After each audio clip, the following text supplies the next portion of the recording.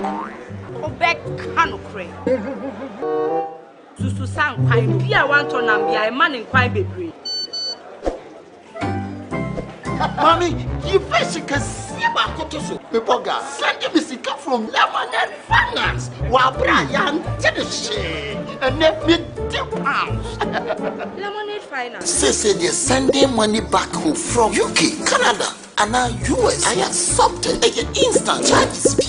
Exchange waiting in so unbeatable. We should be promo code Dr. Like £10, $10, and $10 for the first transaction. What is this coffee? Download to Lemonade Finance. Welcome to the Ghana ICT Hub, a partnership between MTN Ghana and the Government of Ghana through the Ministry of Communications and Digitization. MTN pledged to support Ghana's digitization agenda in line with its ambition to lead the delivery of digital solutions for Africa's progress. In fulfillment of this pledge, MTN Ghana has committed $25 million toward the realization of the Ghana ICT Hub project. The objectives of the Ghana ICT Hub project is anchored on the following: to create an ICT-enabled environment for human capital and ICT skills development, to develop an ICT ecosystem through remote access delivery to facilitate job creation for national development, to provide a modern, state-of-the-art physical infrastructure to serve as a pillar for the digital Ghana agenda. The physical infrastructure, when completed, will provide 4,000 square meters of space with the following facilities: laboratories for technology training and research, innovation hub,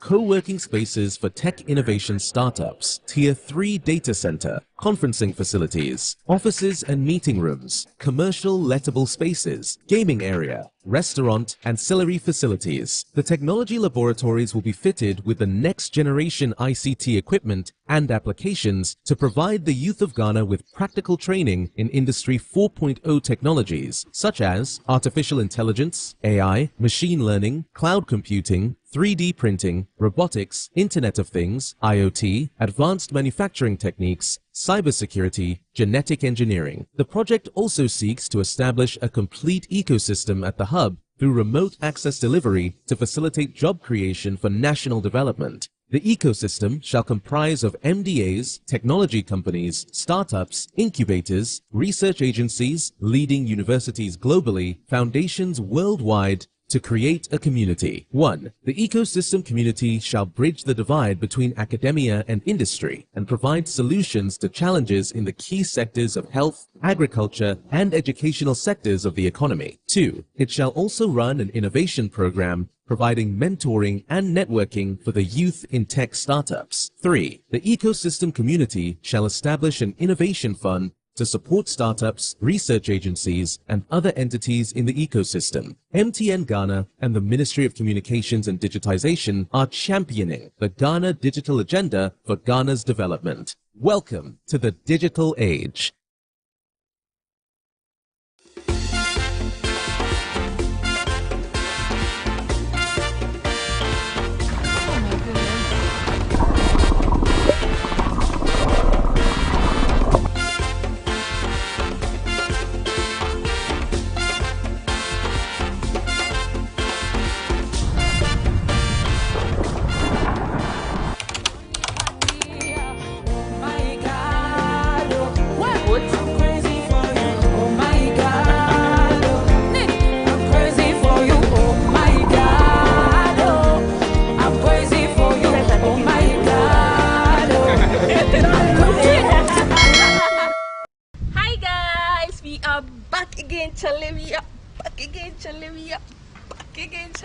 Live here in Benin. I'm currently at a place called Casa de Papa, which is a very popular place in Benin. So I'm very excited. Even though it's a budget trip, I saved for this place just to experience everything here. So let's take a short tour. Let's see everything they have to offer. So yeah, let's go, guys. Casa de Papa is located outskirts from the main town. The option to get there was renting a minibus or going by motorbike. We opted for a motorbike, which cost us 2,500 CFA.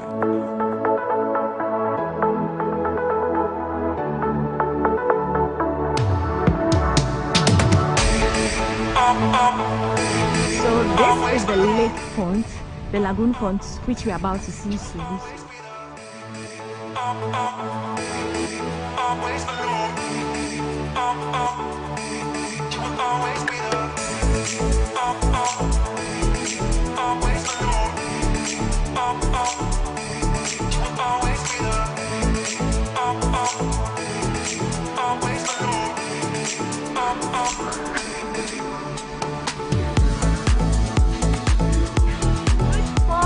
Good morning here from Casa de Papa. I'm going to have breakfast and yeah, so let's go have some breakfast.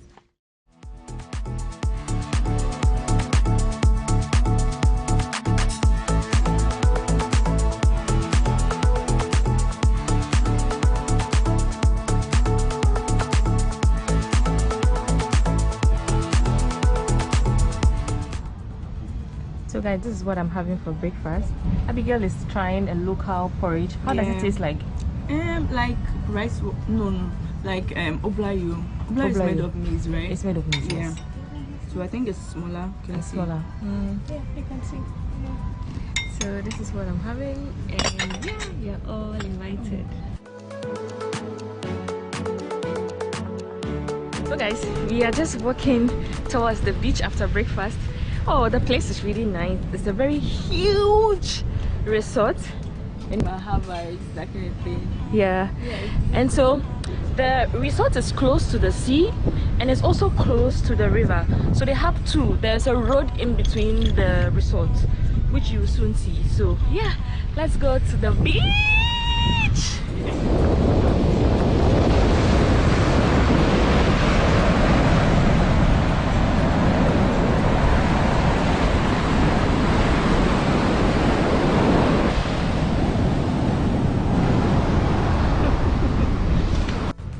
So this is their beach view. Hi, Abigail. Hi.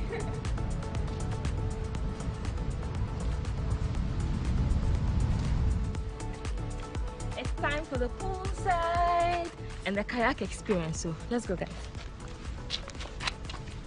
So guys, Abigail is a tour guide, and she also sells bikini. So if you like our bikini and our pants, let her know in the comment section. Yeah. On Instagram. Yes. So yeah, we are going to the poolside.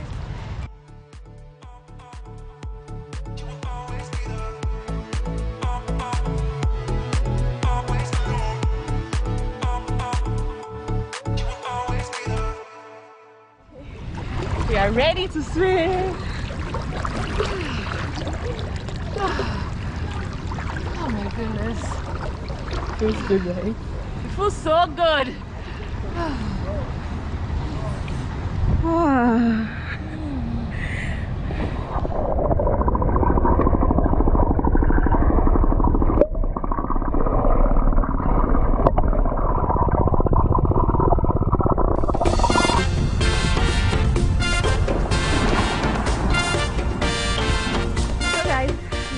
Have about 30 minutes before we check out. Check out is at 12. So we are going kayaking. I got the ticket. It comes with accommodation for a night. So we are going kayaking on the lake, which is at the same premises as the Casa de what? Papa. Casa de Papa. So let's go, guys.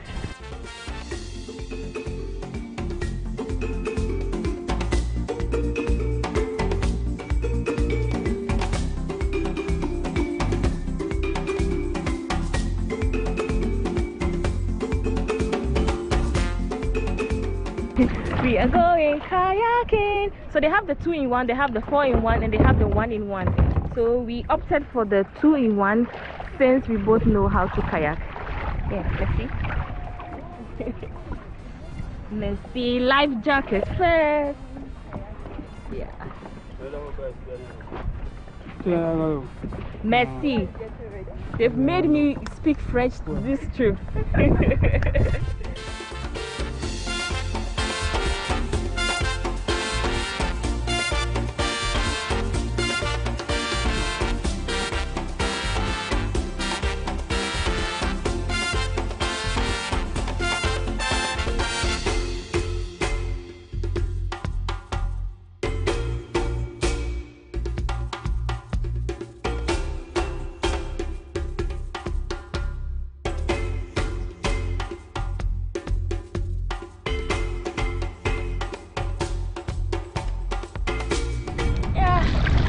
has been so much fun. It brings us to almost the end. Yeah, this is our last activity before we leave the Casa de Papa. At this point, I just want to rest while Abigail kayaks. Abigail, continue kayaking. So yeah, it's been amazing. This is the view from here. From here. Yeah.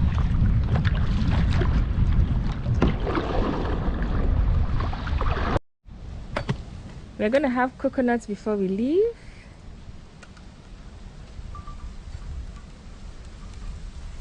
Merci. Thank you. So guys, this brings us to the end of this vlog. I hope you enjoyed watching this video as much as I enjoyed documenting the entire place of Casa de Papa. Since I came here with my friend, we are going to share our experience. Abigail, come. Come. So we're going to share our experience. How do you think the place was? How was the place? How was the experience here? It's beautiful with the trees and nature. I think if you are a nature person, like you really love nature, this place is the best for you. The rooms are not like, I think we had high expectation. Yeah. We paid $100 for a night, Yeah. and since we were coming together, we shared and paid. So yeah, it's not really worth the amount. I don't know, maybe because maybe because I think it's expensive, or maybe because I had so many expectations. But aside that, we only had breakfast here, and I think the breakfast was great. Yeah. We had not a lot of options, but yeah, we had quite a number of options to choose from. Breakfast was good. Yeah. Yeah, so if you're a nature person, this place is the best for you. Okay, just come here and relax. That's okay. But Yeah. don't expect too much for the rooms, especially. Yes, but the place is really beautiful, very Instagram aesthetic, pleasing. Yeah. So yeah, you can come here for like pictures. Yeah. We really had a lot of pictures. If you're not following me on Instagram and you're not following Abigail too on Instagram, Yes. please do so. Visit Abigail's channel. This is Sewa. Yeah, show her some love. She's also a tour guide in Ghana, and we are also here to also find beautiful places in Benin if you want to add to itinerary. So if you are in Ghana and you want to come to Benin, contact my lady. Just contact me. Yeah. So guys, until next time, we want to say bye-bye. Bye.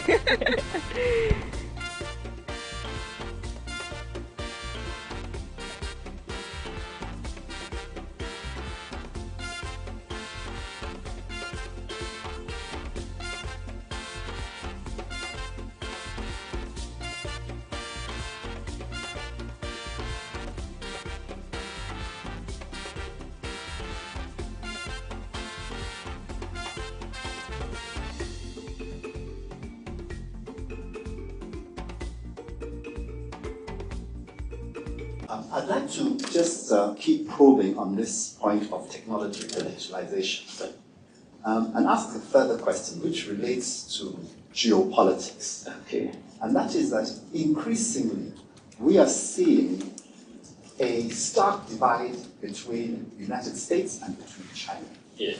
So, for example, a telecoms company like Huawei that has had a very pervasive impact on infrastructure all over the continent. We see a company like Techno that has produced a lot of handsets at very cheap prices for the African market. It has an impact in opening up the market for low-income people. We see that occurring at the same time as the United States is increasingly taking a view that people might have to choose between China and between the United States, or the West and China. How do you see that impacting the technological process within African nations? And how do you see us choosing between the two? Thank you very much. I think that we should not get into this joke. Our choice between the US and Canada and China on this matter, our choice should be Africa. Our choice should be Ghana. Well, it's in our interest. You know, we have real problems to solve, and we should focus on solving those problems and not get into, because when the elephants fight, it's the grass that suffers. right? And we don't want to be the grass that is suffering here. But let's know what we are trying to do. One of the good things, and one of the important things I must say is a lot of the digitalization efforts that we are seeing. A lot of it, for us, is being driven by the private sector and local private sector. A lot of people, because we have very, very smart people in the IT sector. They are coming up, like our digital address system has been developed by a local firm.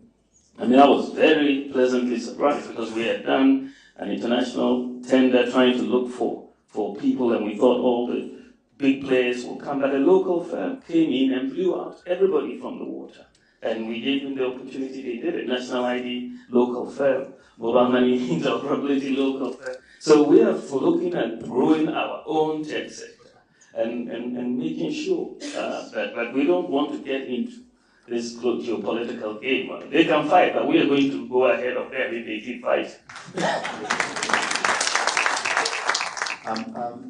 Vice President, I just have a question in two parts for you before I close. Okay. And that question is as I said, it's in two parts. The first is, where do you see the African common market in all of this? At a time at which we are entering into a period of apparent deglobalization, in which the world is going into blocks. Africa, in some ways, is going the opposite direction in that we are trying to become continental. How do you see the future of that? That's the first. The second, more controversial, was that it's a recent discussion that we had at all places at Harvard Business School. Someone's argued that if you looked at the macroeconomic figures for the United States was not printing the dollar. It would have to approach the IMF to sustain its situation. So the question I have for you is that, are you, as a matter of policy, for the continued dollarization of the world, or do you believe that it is in the interests of African countries and Ghana to live in a multi-currency world? Well, let me take the question. In the past, and these professors have ways to seek questions upon you. This is good. The issue of the African common market is for us is non-negotiable. There may be deglobalization in other places, but the other places have reached the levels where they can afford to deglobalize. For Africa, we're creating the largest common market in the world, right, with a $3 trillion economy, right? So we have to, the objectives of the African common market are still very, very important in this world, and we therefore need to form a bloc to allow us to even negotiate on stronger terms with the rest of the world, and to allow that trade amongst ourselves. And that is very, very important. I'm very keen on the common air market, for example, in Africa. We need to push. It's one of those things that I would like to see us have a common air market and open skies and so on to drive. So we still have a lot to do on the issue of integration and regional integration, and I think we'll move on. The more controversial question on whether we want to see de-dollarization, I really think that economic forces from time to time determine what is the reserve currency of the world, right? And you will use currencies as they support your trade. So from our perspective, we will just continue to use the dollar, we will continue to use gold and whatever currencies that support our trade. It's not coming at it from an ideological perspective, but we are looking at a practical perspective. What works for us? And that's what we're going to do.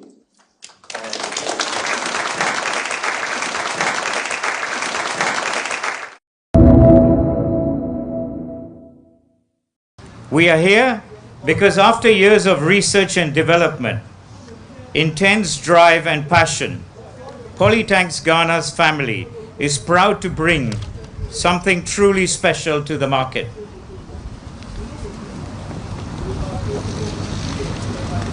Preserving the future, it's about sustainability.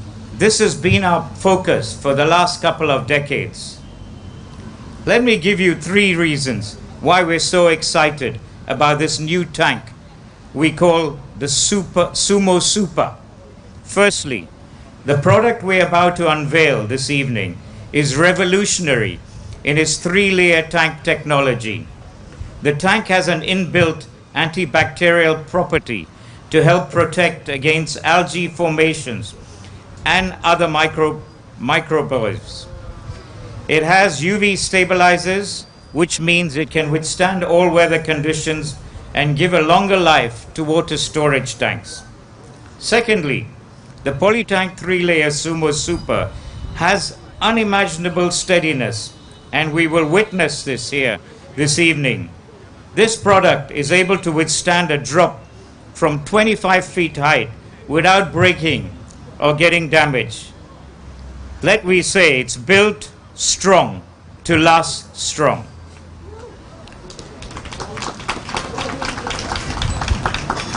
Thirdly, over the years, our cherished customers have asked us why our tanks only come in one color. We heard our customers. This is why Sumo Tank Super is being introduced in 9 colors. As well, as you may well know, with over 300 distribution shops spread across every district in this country, this is a Sumo Super close to your doorstep. I therefore urge you to visit our dealers and our shops after today to get one for your home, offices, and communities. Distinguished guests, ladies and gentlemen, we're here about to witness today is to remind us of our commitment as Polytank to remain the trailblazers in the market. We really hope you're excited about this new product. Once again, we appreciate you for all honoring our invitation here today. It is truly a pleasure to have you here with us today. We Poly thank you for being here and your support.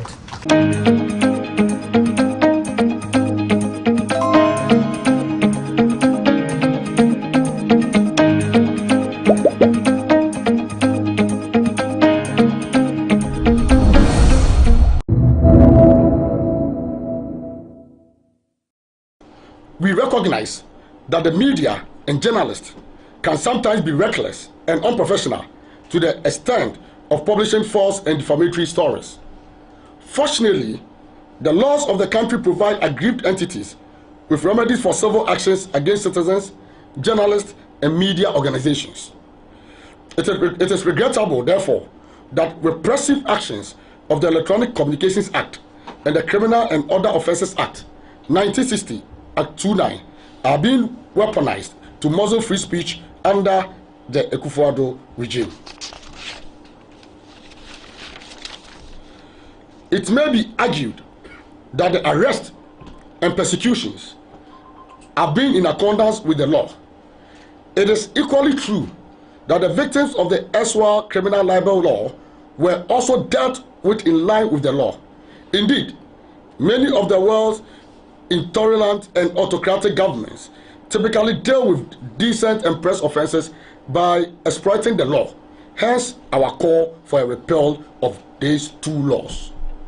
Hence our call for a repeal of these 2 laws. It is largely due to the wanton arrest and detention of journalists that Ghana promoted from its lofty perch as the country with the freest media environment in Africa in 2018 to 30th in the 2022 Global Press Freedom Ranking by Reporters Without Borders, RSF.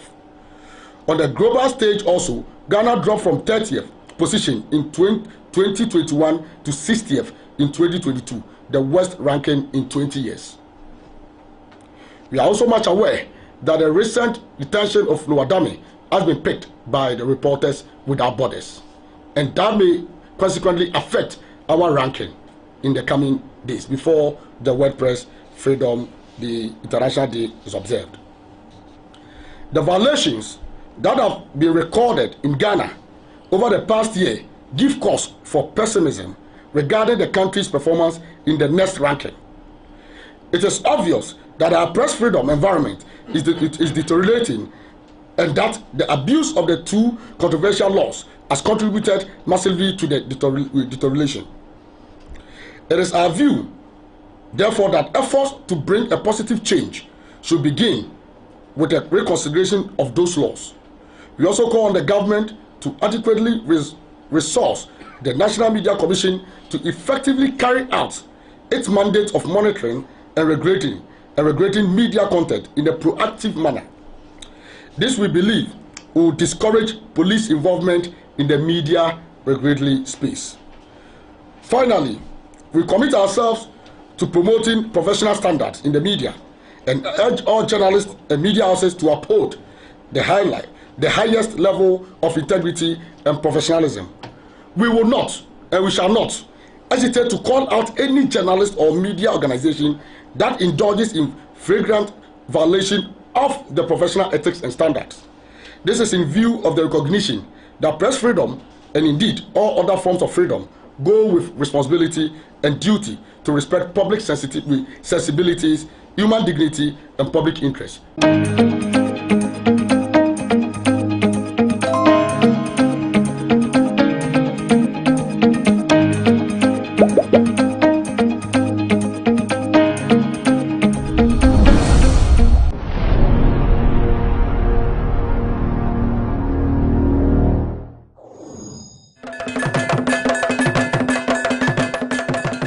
Welcome to Media Kotoku, to what promises to be a milestone of well-being for ourselves and for posterity as we break ground for the DEK Vaccines Limited, a multiple vaccine manufacturing factory right here in Ghana, as we provide hope for a healthier Africa and prepare her against any unforeseen pandemics. Your Excellency, we are here today due to the impact of your vision and initiative to set up the Presidential Vaccines Manufacturing Committee, especially Prof. Kwabra Frimpong Boateng and Dr. Nsiasari, who have worked so hard to assemble technical expertise to help bring vaccine manufacturing to Ghana.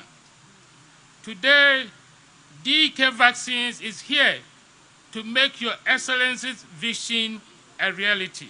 Ladies and gentlemen, it all started on 28th February 2021 in update 24 of what has come to be known as the Fellow Ghanaian series of addresses to the nation at the height of the COVID-19 pandemic, when I declared to the Ghanaian people my determination to see to the manufacture of vaccines here in Ghana. The vaccine nationalism that was played out by the developed world with the rollout of COVID-19 vaccines meant that we had to take urgent, critical steps towards making sure that never again would we be victims or pawns of the international vaccine order. It was imperative that we took our destiny into our own hands. However, as has become the norm, right from my days in opposition to my becoming President of the Republic, any idea proposed, whether it is free senior high school education or one district, one factory policy, is scoffed at by those who claim they are lofty ideas which could not be implemented. The idea to manufacture our own vaccines was not spared either. In spite of these, I went ahead to establish a committee under the chairmanship of the former Minister for Environment, Science and Technology and Innovation, Professor Kwabra Frimpong Boateng, to formulate a concrete plan of action towards domestic vaccine development and manufacturing. The plan of action culminated in the announcement of the establishment in July 2021 of the National Vaccine Institute with seed funding of $25 million United States dollars from the European Investment Bank. Indeed, some 2 months ago, on 14th February 2023, the National Vaccine Institute Bill was enacted by Parliament, for which I have given assent, and whose board of directors will soon be outdoor. Its establishment has enabled the National Vaccine Institute work in unison with ministries, departments, and agencies in Ghana to boost our country's capacity to be self-reliant in the production of vaccines and bring all of us to this gathering where work on the construction of the factory of DEKS Vaccines Limited will soon begin. We want to achieve self-sufficiency in vaccine production to meet future national, regional, and continental needs for health security. We shall not then in the future be at the mercy of foreign vaccine nationalism and geopolitics.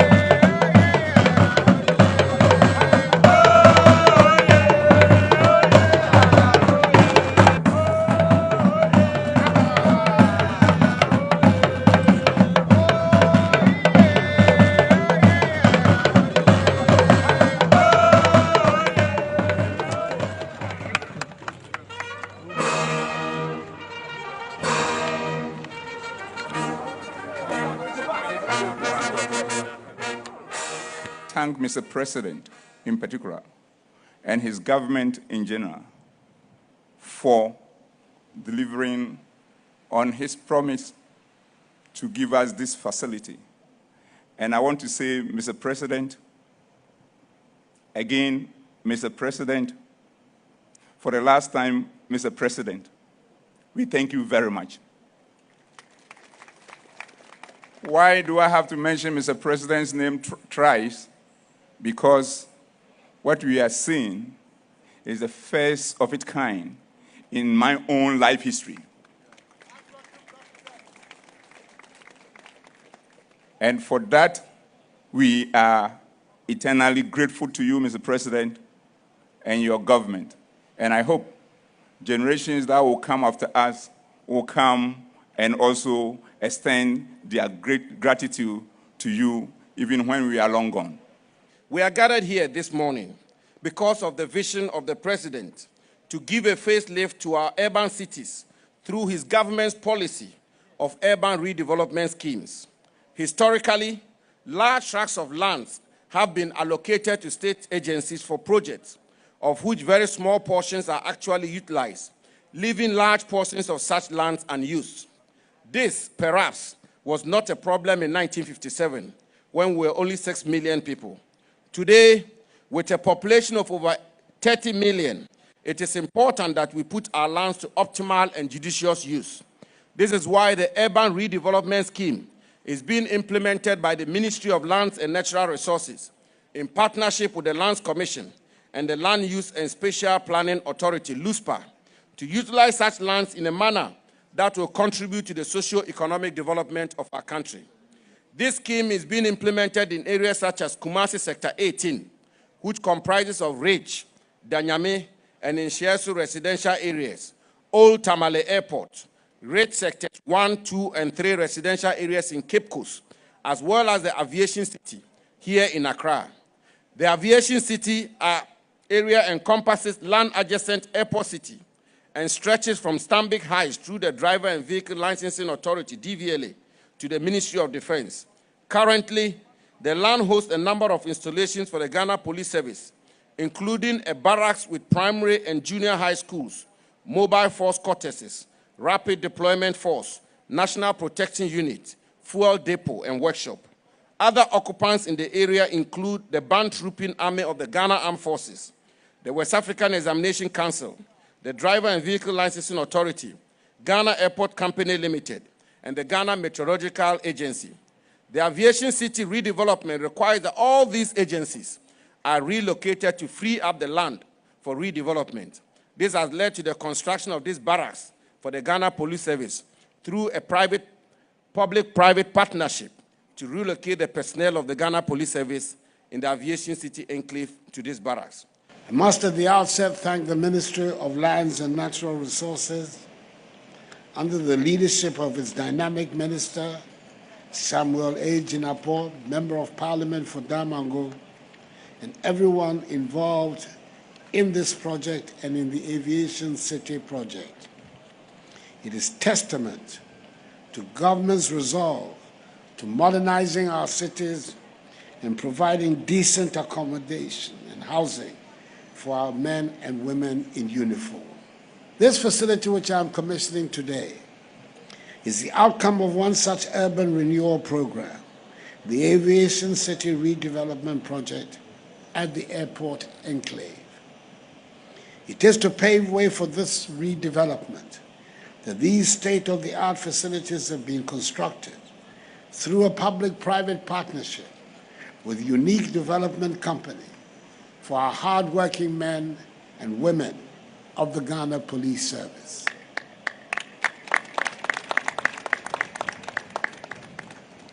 The facility is made up of 514 one- and two-bedroom self-contained flats, of which 322 have been completed and ready for occupation.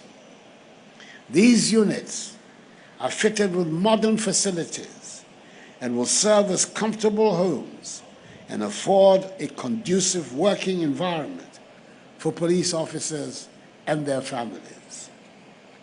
In addition to the residential accommodations, this project also provides a school with modern facilities, a clinic, an AstroTurf football field, a tennis court, a standby generator, a police station, a fuel filling station,